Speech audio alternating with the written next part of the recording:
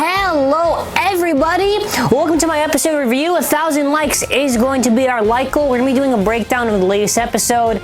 I will also cover Imperial Dragon, just sort of like giving a breakdown of how it works since there's been information that's been coming out for the past few days, and I don't think I want to just do a whole separate video, so I figure it's more appropriate, episode review, throw it in there. I watch the episodes by going on Beyblade.jp, either use Proton, VPN, or Tunnel Bear. One or the other works. Then I watch the episode in Japanese. And yeah, we're gonna get started. So it actually starts off with an advertisement. So this is basically Volt. Now Volt's not like, he didn't appear in the, it's kind of weird to say because Volt just appears in the advertisement. So and there's gonna be a design contest for the new Valkyrie. And the contest ends December 12th. So if you get the latest, I believe, the Korokoro, you get the little paper for the thing. After that, you make your design. Obviously, if you're in Japan, it's not like worldwide. If you're in Japan, you fill it out, you send the form, you have a chance for the new Valkyrie design. And they actually did make a tweet, which, by the way, confirms another season, even though I did do a video before talking about it.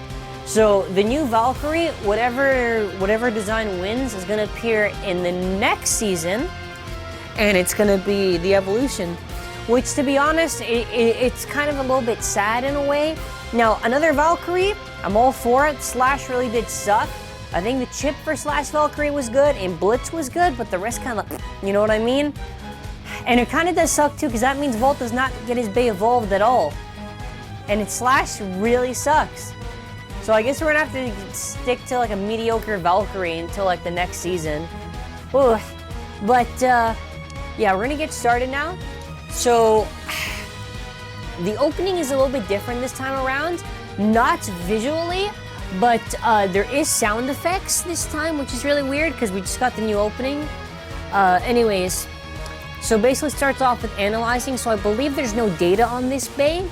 So it's like, Joe, give me a second, I need to analyze this bay.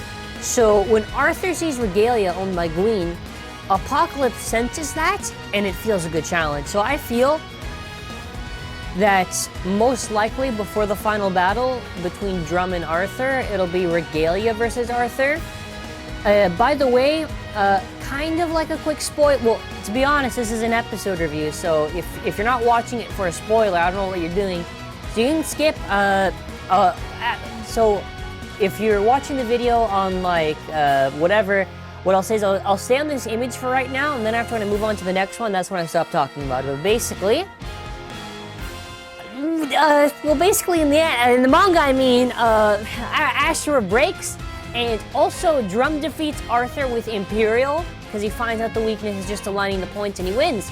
So it's probably gonna be Drum who's gonna get it, but then again, anime versus manga, different continuity. Anyways, moving on. So Joe's the usual cocky self, and he's like, no, I'm angry, I want to battle. He always does this now. It's like his little gimmick thing. He just really wants to have like fun in battle. So Gwyn's analyzing the whole situation around him, because Gwyn, if I'm able to understand this correctly with his character, he's like an observer, right? He hasn't actually had any real practice with it, like with his Bay and everything. So we get a flashback between Drum practicing his launch and Delta sort of coaching him. Now, Drum does the same thing, saying, you can do it, just work on your stance for when you launch. Now, unfortunately, the first time the Gwyn launches is a very bad launch, but because of how Hybrid works, Hybrid actually activates its gimmick, and Joe is like, bruh, all right. And then after he goes, I think it's all in, all out, something like that. And then after, when he goes against it, when both bays hit, he thinks he's like, oh, blast her! No bursts, my friend, because Regalia can't burst. Well, it can burst, but it can't, you know what I mean, infinite lock system. So he does some stretches, and he's analyzing it, and then after, he gets his stance ready, so he kind of puts his arm on his shoulder, and he stretches it all the way up, and then after it's sort of like playing a guitar, because he moves his hand back down, and that's how his launch is, and you get like a cool zoom-in shot far away, and because of that, Hybrid activates right away, which I actually appreciate that attention to detail for how they show off how the gimmicks work, because sometimes there'll be a Bay and the gimmick doesn't even show off. So he launches his base going for it. Now, the avatar might surprise you for Regalia. It probably is a dragon, maybe, but look at what it is right now. So he's talking to it, right? Or he's not even going, he's not talking to it, he just sees it. He just sees it. So, if I'm able, now my theory is this, and I think I'm right on this. So you see how it kind of looks like an egg? Now, first of all, if that is what the avatar is, kind of lame. I have a theory that the more that Gwynn's going to learn, when he reaches his true potential, that thing is going to open up, because you can see how it kind of looks like it can open up, and that's going to be his full power. That's what I think it is, because he's still learning. Now, Joel is going crazy. Joel does not want to lose. Unfortunately, Gwyn is no pushover. He activates his Bay, and maybe this is the avatar, because that's what it sees. And then after, when he activates his special move, at first I thought this was Gold Turbo. It's not. He just, like, powers up a bit and bursts, and bursts Joker. And I'm a little surprised. I'm like, okay, in a way it kind of makes sense because of how his Bay works, but I don't know. It's his first battle and he already won. Now usually this happens with every new release, but generally speaking, they didn't get his debut episode right away, which is really weird. So I'm trying to think to myself, like, I think maybe Gwyn has a lot of potential, and maybe when he reaches his full power state, so if you remember that render that leaked out of Gwyn, maybe when Gwyn really gets in touch with Genesis, that's when he actually becomes his true self. So, there's someone who's entering the building, and a drum is trying, Drum really wants to battle Arthur, but guess who comes? Delta! And he's like, bruh, you! Starts laughing at him. Next episode, it's gonna be Delta versus Arthur. Now, this is going to lead to some pretty intense speculation, but I'm gonna save that for another video. However, in the episode preview, just to show it off, because I don't want to hide that, we finally get to see what the stupid sword part of the base is supposed to be, and it's the tail. And it's stabbing Diabolos. I don't know if you can see that or not, but anyways, the last part there, which unfortunately, since they have like the episode title card there, it's kind of hard to show it, but next episode, it seems like it's gonna, maybe Delta finds the weakness and he tries to do it with Bullet and everything, because you can see how it aligns with all those points. My prediction, he's gonna fail. He has to fail. Because he lost before, so even if with Gold Turbo, he's gonna lose again. Because if Iger lost, why would Delta win? Anyways, they show off Imperial Dragon. So the cool thing about Imperial Dragon is that it has limited metal. So sort of like Zwei. You know, Zwei kind of has metal, kind of on contact points, kind of Imperial. And you're gonna also notice something that makes Imperial from boring to interesting. So Imperial actually has rubber contact points. And get this. First off, that's what the bottom looks like. There's a way to do an awakening with this. So I actually, Imperial really interests me. So this is what the scan looks like. So I'll go back to that scan in a second. So I actually already broke this down. So with how this works and with how the page on the core describes it, you have to do, now I don't think you literally have to do it, maybe you have to, but there's probably a way around it. You have to do 100 battles just to fully awaken this. So there's 3 modes to this Bay as you go through awakening it. So how it works is basically that I believe you push the golden blade there more inside, so the rubber becomes more exposed on it. So it's 4 mini rubber tabs around the thing. And with how the rubber tabs are sort of on Imperial, it's sort of like how the cross frame is for its like points around there. So normal form is when the yellow blade is fully out. Bound form is when there's some of the rubber and the yellow blade is sort of in the middle. The ultimate form, which is the true awakening to this Bay, is when the yellow blade is pushed all the way inside and the rubber becomes fully exposed. Now, this is super good for Imperial, because before we even get into what Ignition is, which I'm sure you can already read on the screen, that means that Imperial is going to be maybe a useful lair base to actually use, because Apocalypse in Regalia, as cool as the Infinite Lock system is, the bays are very wobbly. They're not as effective. They don't have the real kick they need to go up against stuff like Lord. Maybe against, like, the only real things I could see these bays being used for is maybe just if they're able to hit the stadium wall and they can survive till the end. That's the only real thing that's good about these Infinite Lock bays, but they're kind of like, meh.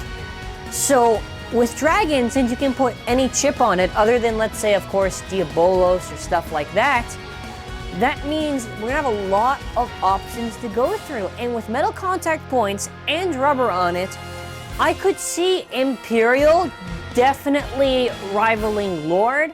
Not in terms of like spin stealing or anything like that, like 0 cross extend plus, you know, the combo everyone uses for Lord. But I could see Imperial maybe being like a counter to the Lord lair base and maybe being able to be pocketing it out.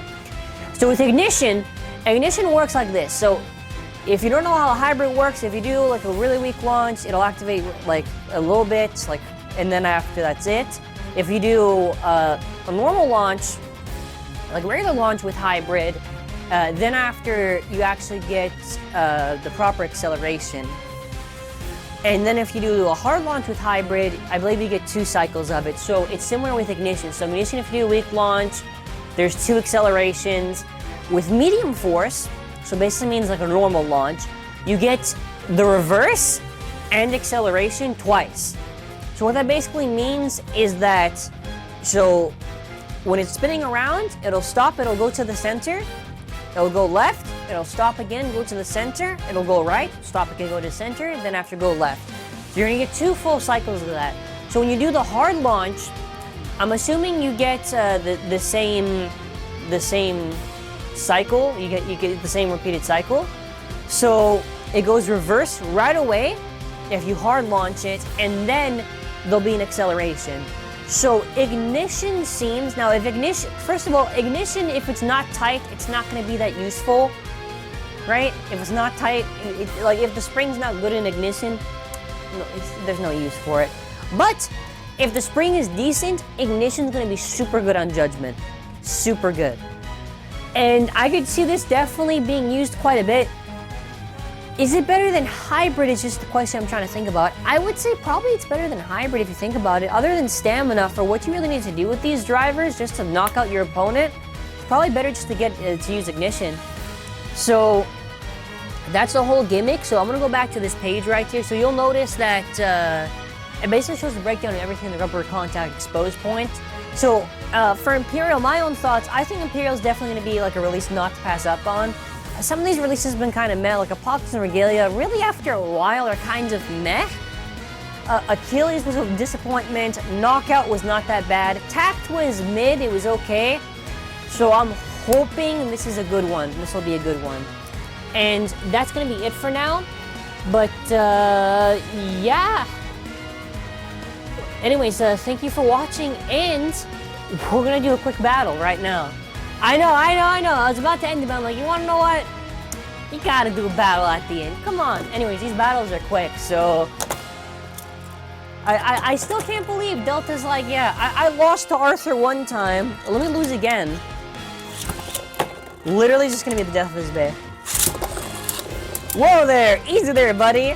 Yeah, Arthur somehow, someone's gonna timestamp this. Yeah, Arthur's gonna somehow lose, like when his bay gets stuck on the launcher because of the infinite. That actually would be funny. Drub, I found out a way to defeat Arthur. If his bay gets stuck, I can just win by default. Yeah, sorry. I'm done with erasing. I'm done with the Diabolos right now. I'm sorry. I'm just like, whew.